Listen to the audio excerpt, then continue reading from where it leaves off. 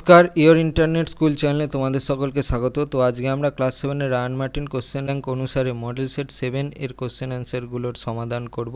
তো দেরি না করে চলো ভিডিওটা শুরু করা যাক। তো প্রথমে বলেছে একের এক, ইন্দোনেশিয়ার ক্রাকাতোয়া হলো অপশান এ ভঙ্গিল পর্বত, অপশান বি স্তূপ পর্বত, অপশান সি আগ্নেয় পর্বত, অপশান ডি ক্ষয়জাত পর্বত। সঠিকটা হচ্ছে অপশান সি আগ্নেয় পর্বত। তারপর একের দুই, ভারতের একটি পর্বতবেষ্টিত মালভূমি হলো option A Ladakh, option B Chotanagpur, option C দাক্ষিণাত্য, অপশান ডি মেঘালয় মালভূমি। সঠিকটা হচ্ছে অপশান এ লাদাখ। তারপর একের তিন, প্লাবনভূমি ও বদ্বীপ সৃষ্টি হয় নদীর, অপশান এ উচ্চগতিতে, অপশান বি মধ্যগতিতে, অপশান সি নিম্নগতিতে, অপশান ডি উচ্চ এবং মধ্য উভয় গতিতে।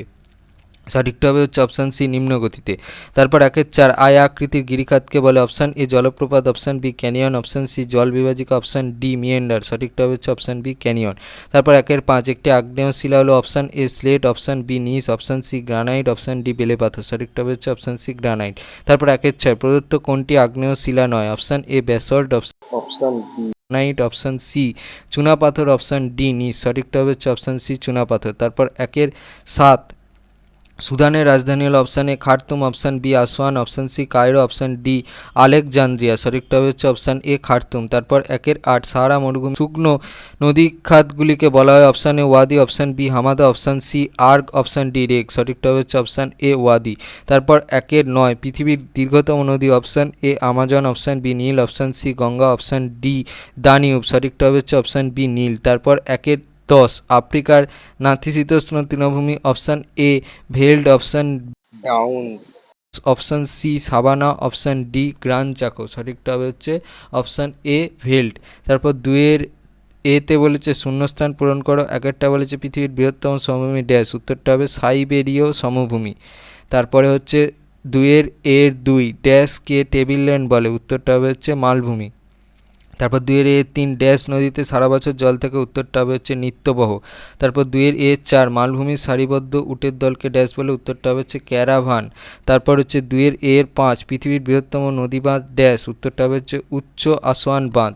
তারপর দুইয়ের বি এর একেরটা বলেছে লোয়ের সমভূমি কী দ্বারা গঠিত, উত্তরটা হবে হচ্ছে বালি। তারপরে হচ্ছে দুইয়ের বিয়ের দুই, ভারতের সাতপুরা কী জাতীয় পর্বত, উত্তরটা হবে হচ্ছে স্তূপ পর্বত। তারপর দুইয়ের বিয়ের তিন, মৃত্তিকায় খনিজ পদার্থ কত শতাংশ থাকে, উত্তরটা হচ্ছে 45%। তারপরে দুইয়ের বিয়ের চার, ভূগর্ভের তাপে ও চাপে কোন শিলার উৎপত্তি হয়, উত্তরটা হচ্ছে রূপান্তরিত। তারপর দুইয়ের বিয়ের পাঁচ, ভিক্টোরিয়া জলপ্রপাত কোন নদীর উপর অবস্থিত, উত্তরটা হচ্ছে জামবেজি। তারপর দুইয়ের বিয়ের ছয়, আফ্রিকা মহাদেশের সর্বোচ্চ শৃঙ্গের নাম লেখো। মহাদেশের সর্বোচ্চ শৃঙ্গের নাম হচ্ছে মাউন্ট কিলিমাঞ্জারো। এর এক, পর্বতবেষ্টিত মালভূমি বলতে কী বোঝো, উদাহরণ দাও। আন্দোলনের ফলে ভঙ্গিল পর্বত তৈরি হওয়ার সময় দুটি সমান্তরাল পর্বতশ্রেণীর মাঝখানের জায়গাগুলি পার্শ্বচাপের জন্য উঁচু হয়ে এক মালভূমির সৃষ্টি করে, চারদিকে পর্বত দ্বারা বেষ্টিত। এর নাম পর্বতবেষ্টিত মালভূমি, যেমন তিব্বতের মালভূমি, তুরস্কের আনাতোলিয়া মালভূমি, ইরানের মালভূমি প্রভৃতি। ছবিটা কিন্তু পেন্সিলে আঁকবে। তিনের দুই, সব নদীর মোহনায় বদ্বীপ সৃষ্টি হয় না কেন। সব নদী কিন্তু মোহনায় বদ্বীপ সৃষ্টি করতে পারে না। নদীতে পলির পরিমাণ কম থাকলে, নদী প্রবল বেগে সমুদ্রে পড়লে, অথবা মোহনায় প্রবল সমুদ্র স্রোত থাকলে বদ্বীপ গড়ে উঠতে পারে না। এ কারণেই পৃথিবীর বৃহত্তম নদী আমাজনের কোনো বদ্বীপ নেই। তিনের তিন, দোআব কি।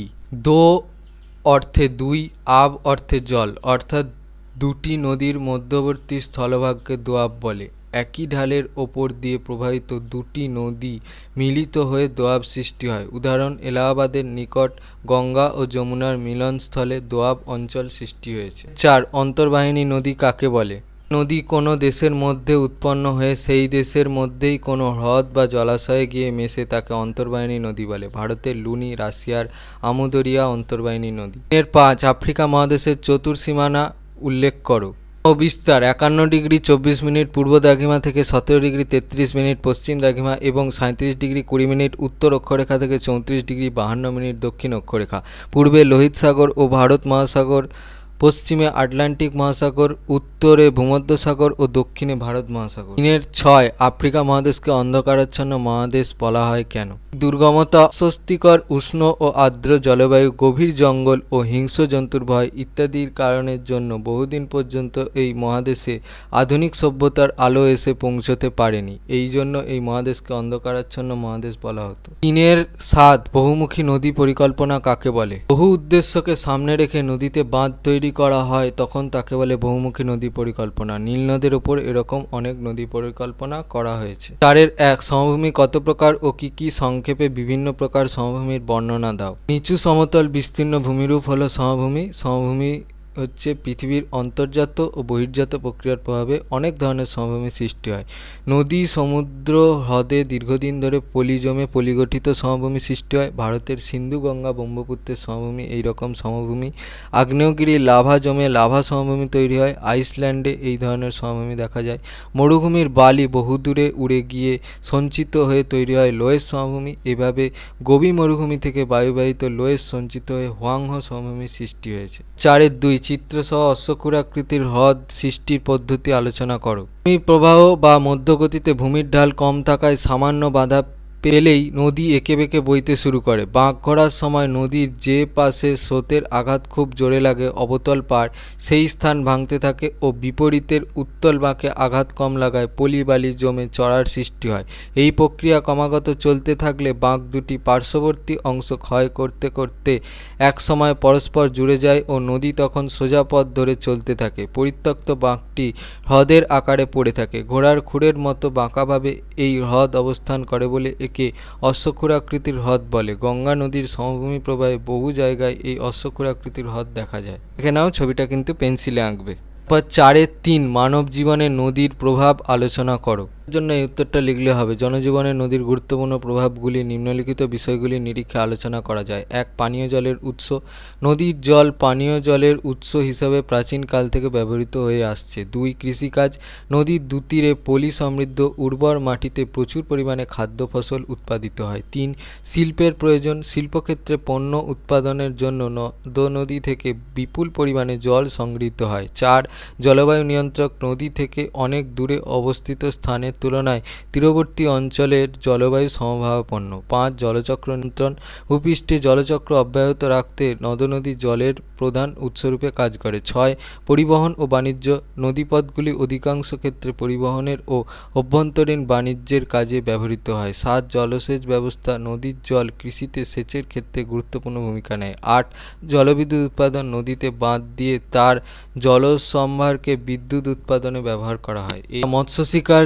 10 পর্যটন। 11 জল নিকাশি ব্যবস্থা প্রভৃতির ক্ষেত্রেও নদীর ভূমিকা গুরুত্বপূর্ণ। 4-5 পাললিক ও রূপান্তরিত শিলার মধ্যে পার্থক্য লেখো। পাললিক শিলা, রূপান্তরিত শিলা। উৎপত্তির পর্যায়ে ভূত্বক গঠনকারী শিলাসমূহ ক্ষয়প্রাপ্ত হয়ে সাগর মহাসাগরের তলদেশে পলির আকারে স্তরে স্তরে সঞ্চিত হয়ে ক্রমে পাললিক শিলা হয়। সুতরাং এটি দ্বিতীয় পর্যায়ের শিলা।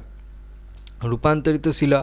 আগ্নেয় পাললিক শিলা প্রচণ্ড তাপ ও চাপের প্রভাবে বা রাসায়নিক প্রক্রিয়ায় পরিবর্তিত হলে রূপান্তরিত শিলার সৃষ্টি হয়। সুতরাং এটি তৃতীয় পর্যায়ের শিলা। কাঠিন্য। 3টি শিলার মধ্যে এর কাঠিন্য সবচেয়ে কম। অপর 2 প্রকার শিলার তুলনায় এর কাঠিন্য বেশি। কেলাস ও স্তরের অস্তিত্ব।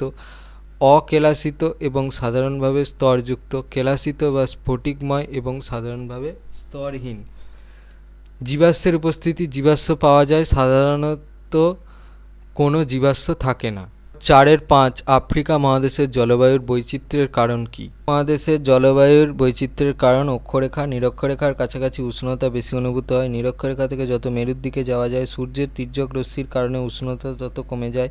সমুদ্র থেকে দূরত্ব। সমুদ্রের পাশের স্থলভূমির উষ্ণতাকে সমুদ্রের বাতাস খুব বাড়তে বা কমতে দেয় না। স্থলভূমি যত সমুদ্র থেকে দূরে হয় সেখানে ঠান্ডা ও গরমের পার্থক্য বাড়ে। সমুদ্র স্রোত। সমুদ্রের মধ্যে যে বিপুল জলরাশি স্রোতের মতো বয়ে চলে তা হলো সমুদ্র স্রোত। সমুদ্র স্রোত উষ্ণ বা শীতল দুই হতে পারে। উচ্চতা।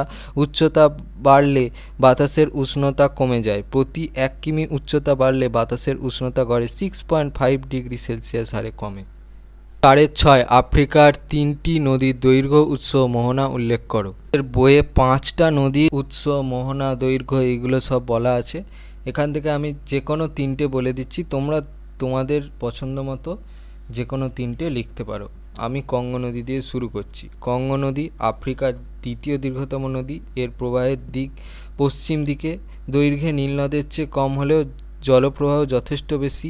আফ্রিকার সবচেয়ে বৃষ্টিবহুল এলাকা থেকে কঙ্গোর সৃষ্টি। প্রতিদিন প্রচুর জল কঙ্গোর মধ্য দিয়ে আটলান্টিক মহাসাগরে পড়ে। বয়ে যাওয়ার পথে বহু জায়গায় গভীর উপত্যকা তৈরি করেছে। জাম্বিয়ার উত্তর প্রান্ত হলো এই নদীর উৎসস্থল প্রায় ওই একই জায়গা থেকে পূর্ব দিকে সৃষ্টি হয়েছে জামবেজি নদী। সাঙ্গানি, বান্ডাকা, কিনশাসা, ব্রাজাভিল হলো কঙ্গোর তীরে গড়ে ওঠা বড় শহর। আচ্ছা, কঙ্গো নদীর দৈর্ঘ্যটা দেখে নাও। কঙ্গো নদীর দৈর্ঘ্যটা হচ্ছে 4700 কিলোমিটার। আমি বলছি জামবেজি নদী। আফ্রিকার চতুর্থ দীর্ঘতম নদী। জাম্বিয়া, অ্যাঙ্গোলা আর কঙ্গো এই তিনটি দেশের সীমান্ত অঞ্চল থেকেই এই নদীর উৎপত্তি। এই নদীটি পড়েছে ভারত মহাসাগরে। এই নদীর পথে সৃষ্টি হয়েছে পৃথিবীর বিখ্যাত ভিক্টোরিয়া জলপ্রপাত। দুটো বড় জলবিদ্যুৎ কেন্দ্র তৈরি হয়েছে এই নদীপথে। এইবারে হচ্ছে জামবেজি নদীর দৈর্ঘ্যটা দেখে নাও। জামবেজি নদীর দৈর্ঘ্য হচ্ছে 2574 কিলোমিটার। আমি বলছি অরেঞ্জ নদী। পশ্চিম দিকে প্রবাহিত আফ্রিকার পঞ্চম দীর্ঘতম নদী। ড্রাকেন্সবার্গ পর্বত থেকে উৎপন্ন হয়ে আটলান্টিকে পড়েছে অরেঞ্জ নদী। বেশ কয়েকটা জলবিদ্যুৎ কেন্দ্র তৈরি করা হয়েছে। জলসেচের উদ্দেশ্যে প্রায় 29টা জলাধার তৈরি করা হয়েছে এই নদী। দৈর্ঘ্যটা দেখে নাও 2200 কিমি। 4-7 মরুভূমির ভূমিরূপ সম্পর্কে সংক্ষেপে লেখো। ভূপ্রকৃতিগত দিক থেকে সাহারা একটি মালভূমিময় মরুভূমি। 1 এর গড় উচ্চতা 200 থেকে 500 মিটার। 2 উঁচু বালি স্তূপ, প্রস্তরপূর্ণ বিচ্ছিন্ন পাহাড়, লবণাক্ত হ্রদ, মরুদ্যান প্রভৃতি এর ভূপ্রকৃতির বৈশিষ্ট্য। 3 মরুভূমিকে 3টি ভূপ্রাকৃতিক অঞ্চলে বিভক্ত করা যায়। এ পশ্চিমাংশে বালি ও নুড়ি পাথর দিয়ে গঠিত সমতল ভূমি। বি মধ্যাংশে আগ্নেয়গিরি থেকে নির্গত আগ্নেয় পদার্থ দিয়ে গঠিত উচ্চভূমি। সি পূর্বাংশে উচ্চ মালভূমি দিয়ে গঠিত উচ্চভূমি। সাহারার পশ্চিমে বাণিজ্য মরুভূমিকে আর্গ এবং পূর্ব দিকে প্রস্তরময় মরুভূমিকে হামাদা বলে। এই অংশের উচ্চতা গড়ে 900 মিটার। এছাড়া এখানে রয়েছে নুড়ি ও মোটা দানার বালি দিয়ে তৈরি মরুভূমি, যাকে স্থানীয়ভাবে রেক বলে, যেমন আলজেরিয়ার মরুভূমি। 4 টিবেস্টির এমি কৌসি 3445 মিটার, সমগ্র সাহারার উচ্চতম স্থান। 5 সাহারা মরুভূমির কোথাও কোথাও আছে নিম্নভূমি, যেমন ইজিপ্টের কাতারা। 6 সাহারা সর্বত্রই আছে অর্ধচন্দ্রাকার বালিয়াড়ি বা বারখান, অনুদৈর্ঘ্য বালিয়াড়ি বা সিপ, নক্ষত্রাকার উপবৃত্তাকার চুলের কাঁটা সদৃশ্য অধিবৃত্তীয় বালিয়াড়ি। কোথাও কোথাও তীব্র বালুকা রাশির প্রভাবে বালি অপসারিত হয়ে গর্ত সৃষ্টি হয়, একে ব্লো হোল বলে। 7 উল্লেখযোগ্য মরুদ্যান। কুফরা, এল ডুফ, আর্গ, আওবারি, টুয়ার্ট, বটল। 5-এর এক উদাহরণ ও চিত্রসহ পর্বতের শ্রেণীবিভাগ করে বর্ণনা দাও। 3টে ভাগ, একটা হচ্ছে ভঙ্গিল, একটা হচ্ছে স্তূপ, একটা হচ্ছে আগ্নেয় বা সঞ্চয়জাত পর্বত। তাহলে আমি এক এক করে বলছি। ভঙ্গিল পর্বতের উৎপত্তি পাত সংস্থান তত্ত্বের আলোকে ব্যাখ্যা। ভঙ্গিল পর্বত উৎপত্তির সর্বাধুনিক তত্ত্বটি হল পাত সংস্থান তত্ত্ব। ম্যাকেঞ্জি, পার্কার, মর্গান প্রমুখ বিজ্ঞানী এই মতকেই ভঙ্গিল পর্বত সৃষ্টির আধুনিক মত বলে বিশ্বাস করেন। ফরাসি বিজ্ঞানী পিচোকে আধুনিক পাত তত্ত্বের জনক বলে। পাতের চলন। এই তত্ত্বানুসারে ভূত্বক কতকগুলি পাত বা প্লেটের সমন্বয়ে গঠিত। এই পাতগুলি মহাসাগরের তলায় প্রায় 70 কিমি এবং মহাদেশের নিচে প্রায় 150 কিমি পুরু। ভূ অভ্যন্তরের উত্তপ্ত গলিত পদার্থের ওপর ওই পাত বা প্লেটগুলি ভেসে আছে। ছবিটা দেখে নাও, ছবিটা কিন্তু পেন্সিলে আঁকবে। 1 প্রচণ্ড তাপের জন্য ভূ অভ্যন্তরে যে পরিচরণ স্রোতের সৃষ্টি হয়, তার ফলে প্লেটগুলি খুব ধীর গতিতে অগ্রসর হয়। বছরে গড়ে 2 থেকে 3 সেমি বা তার একটু কম বেশি। 2 যখন দুটি প্লেট পরস্পরের অভিমুখে অগ্রসর হয় তখন তাকে অভিসারী পাত সীমানা বলে। এক্ষেত্রে মহাসাগরীয় পাত ভারী হওয়ার জন্য মহাদেশীয় পাতের অভ্যন্তরে নিমজ্জিত হয়ে সমুদ্রখাতের সৃষ্টি হয়। 3 তখন উভয় প্লেটের প্রান্ত বরাবর সমুদ্রখাতে সঞ্চিত পলিরাশির প্রবল চাপে ভাঁজপ্রাপ্ত হয়ে ভঙ্গিল পর্বতের সৃষ্টি করে, যেমন ইন্দো অস্ট্রেলীয় পাত এবং ইউরেশীয় পাতের মধ্যে প্রচণ্ড পার্শ্বচাপের ফলে উভয় পাতের সংযোগস্থল বরাবর সঞ্চিত পলিরাশিতে ভাঁজ পড়ে হিমালয় পর্বতের উত্থান ঘটেছে। এবার হচ্ছে স্তূপ পর্বতের ভাগ। 1 হচ্ছে স্তূপ পর্বত। ভূ আলোড়নের ফলে ভূত্বকের শিলার টানে সৃষ্ট হয় এবং যেখানে কঠিন শিলা থাকে সেখানে শিলাস্তরে ফাটল সৃষ্টি হয়। ফাটল বৃহৎ হলে তাকে চ্যুতি বলে। দুটি চ্যুতির মধ্যবর্তী অংশ উপরে উঠে গেলে বা উচ্চভূমিভাগের পার্শ্ববর্তী অংশ বসে যাওয়ার ফলে যে পর্বত গঠিত হয় তাকে স্তূপ পর্বত বলে। সৃষ্টির কারণ: অনেক সময় ভূ আলোড়নের ফলে ভূত্বকের শিলাস্তরের ফাটল বা ক্র্যাক ও চ্যুতি বা ফল্ট দেখা দেয়। চ্যুতির: 1 দুটি সমান্তরাল চ্যুতি রেখার মধ্যবর্তী ভূমি চাপের ফলে ওপরে উঠে আপথাস্ট স্তূপ পর্বত গঠিত হয়, একে বলে হোস্ট জাতীয় স্তূপ পর্বত। উদাহরণ: মধ্য ভারতের সাতপুরা এই ধরনের স্তূপ পর্বত। দুটি সমান্তরাল চ্যুতিরেখার মধ্যবর্তী ভূমি ওপরে না উঠে খাড়াভাবে বসে গেলে ডাউন থাস্ট ওই অবনমিত অংশকে গ্রস্ত উপত্যকা এবং ওই অবনমিত অংশের দুই পাশে যে দুটি উচ্চভূমি সৃষ্টি হয় সে দুটিও স্তূপ পর্বত। উদাহরণ: ফ্রান্সের ভোজ এবং জার্মানির ব্ল্যাক ফরেস্ট এই ধরনের দুটি স্তূপ পর্বত। দুটি সমান্তরাল চ্যুতির মধ্যবর্তী অংশ নিচে বসে গেলে দুপাশে দুটি স্তূপ পর্বত গঠিত হয়। পাত সংস্থান তত্ত্ব অনুযায়ী শিলামণ্ডলের নিচে যে স্থেনোস্ফিয়ার রয়েছে সেই স্তরে তাপের পরিচলন স্রোতের প্রভাবে পাতগুলি গতিশীল হয়ে পড়ে। এতে শিলাস্তরে ফাটল, চ্যুতি প্রভৃতি সৃষ্টি হয়। দুটি ফাটলের মধ্যবর্তী অংশ ওপরে উঠে গিয়ে বা নেমে গিয়ে স্তূপ পর্বত বা গ্রস্ত উপত্যকা সৃষ্টি করে। ছবিটা দেখে নাও, ছবিটা কিন্তু পেন্সিলে আঁকবে। এবার হচ্ছে আগ্নেয় বা সঞ্চয়জাত পর্বতের উৎপত্তি। আগ্নেয় পর্বত গঠন প্রক্রিয়া ধীরে ধীরে কয়েকটি পর্যায়ে সম্পন্ন হয়। যেমন: 1. প্রথমে ভূ-অভ্যন্তরে 80 থেকে 160 কিলোমিটার গভীরে অস্বাভাবিক তাপ বৃদ্ধির ফলে ভূগর্ভের পদার্থসমূহ গলে তরল শিলাস্রোত বা ম্যাগমার সৃষ্টি হয় এবং প্রচণ্ড চাপের উদ্ভব হয়। 2. এরপর ওই ম্যাগমা ভূত্বকের কোনো ফাটল বা সুড়ঙ্গপথ ধরে ভূপৃষ্ঠে উঠে আসে এবং লাভারূপে ভূপৃষ্ঠে ছড়িয়ে পড়ে এবং তার সঙ্গে ছাই, ভস্ম, আগ্নেয় পদার্থের পিণ্ড প্রভৃতিও নির্গত হয়। 3. ভূ-অভ্যন্তর থেকে নির্গত আগ্নেয় পদার্থগুলি ফাটল বা সুড়ঙ্গমুখের চারপাশে জমা হতে হতে ক্রমশ উঁচু হয়ে একসময় শঙ্কু আকৃতির পর্বতের আকার ধারণ করে। বিজ্ঞানী ম্যাকডোনাল্ডের মতে এক নিমজ্জিত বা সংঘর্ষকারী দুটি পাতের সংযোগস্থলের দুর্বল অংশে আগ্নেয় পর্বত তৈরি হতে পারে। 2. দুটি পাত পরস্পর থেকে দূরে সরে গেলে পাতসীমানা বরাবর আগ্নেয় পর্বত গঠিত হতে পারে। 3. কখনো কখনো পাতের মধ্যবর্তী স্থানে তেজস্ক্রিয়তাজনিত কারণে সৃষ্ট হওয়া উত্তাপ কেন্দ্র থেকে বেরিয়ে আসা ম্যাগমা আগ্নেয় পর্বত গঠন করতে পারে। ছবিটা দেখে নাও, ছবিটা কিন্তু পেন্সিলে আঁকবে। 5.2 মালভূমির শ্রেণীবিভাগ করে আলোচনা করো। উৎপত্তি অবস্থান অনুসারে মালভূমি 4 ভাগে বিভক্ত। 1. পর্বতবেষ্টিত মালভূমি। ভূনের সময় যখন ভঙ্গিল পর্বত গঠিত হয় তখন দুটি সমান্তরাল পর্বতশ্রেণীর মধ্যবর্তী অংশে চাপের কারণে উঁচু হয়ে মালভূমির আকার ধারণ করে। এই মালভূমির চারিদিকে পর্বতবেষ্টিত থাকে বলে একে পর্বতবেষ্টিত মালভূমি বলে। উদাহরণ: এ. হিমালয় ও কুয়েলনুন পর্বতের মাঝে তিব্বত মালভূমি। বি. এলবুর্জ ও জাগ্রস পর্বতের মাঝে ইরান মালভূমি। মহাদেশীয় মালভূমি। ভূ আলোড়ন ফলে ভূপৃষ্ঠের প্রাচীন ভূমিভাগগুলো বিচ্ছিন্ন হয়ে বিভিন্ন মহাদেশীয় মালভূমি হিসাবে অবস্থান করছে। বর্তমানে ওই মালভূমির ক্ষয়প্রাপ্ত হয়ে নিচু হয়ে গেছে। উদাহরণ: এ. আরবের মালভূমি।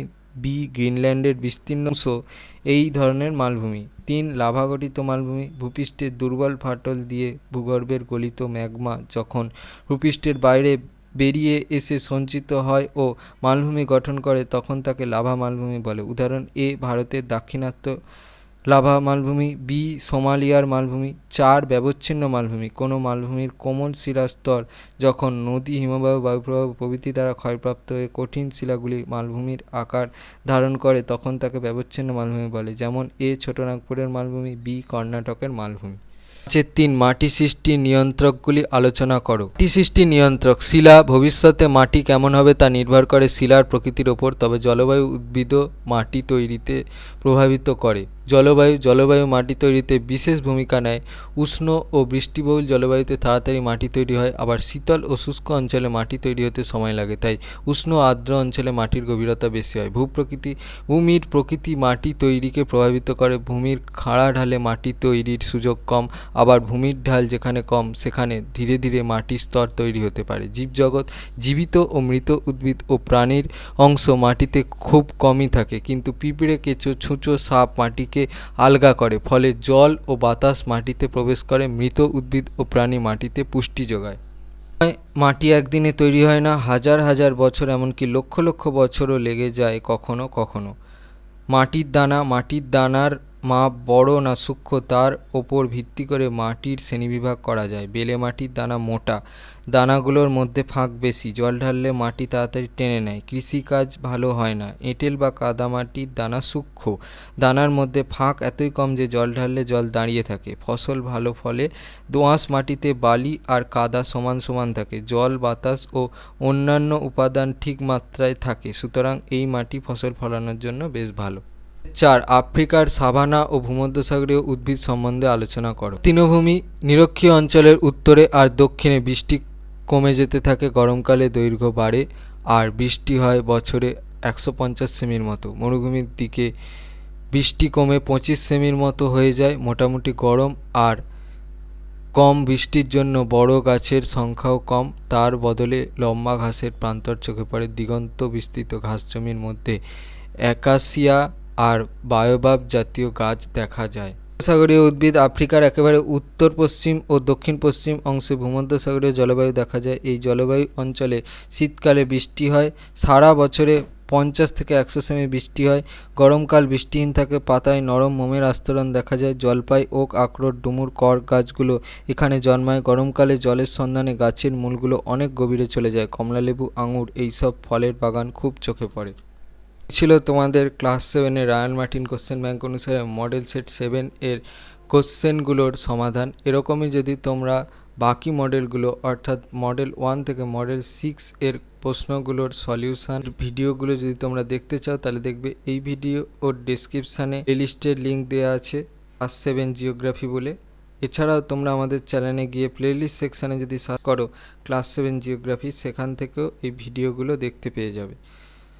তো তোমাদের যদি এই ভিডিওটা ভালো লেগে থাকে তাহলে ভিডিওটাকে অবশ্যই লাইক করে দাও এবং আমাদের চ্যানেলটাকে অবশ্যই সাবস্ক্রাইব করে দাও। এই ধরনের ভিডিওর নোটিফিকেশান জলদি পেতে হলে আমাদের চ্যানেলটাকে সাবস্ক্রাইব করার পাশাপাশি পাশে থাকা বেল আইকনে গিয়ে অবশ্যই ক্লিক করে দাও, যাতে করে ভিডিও আপলোড হওয়ার সাথে সাথেই তোমরা তার নোটিফিকেশান পেয়ে যাও।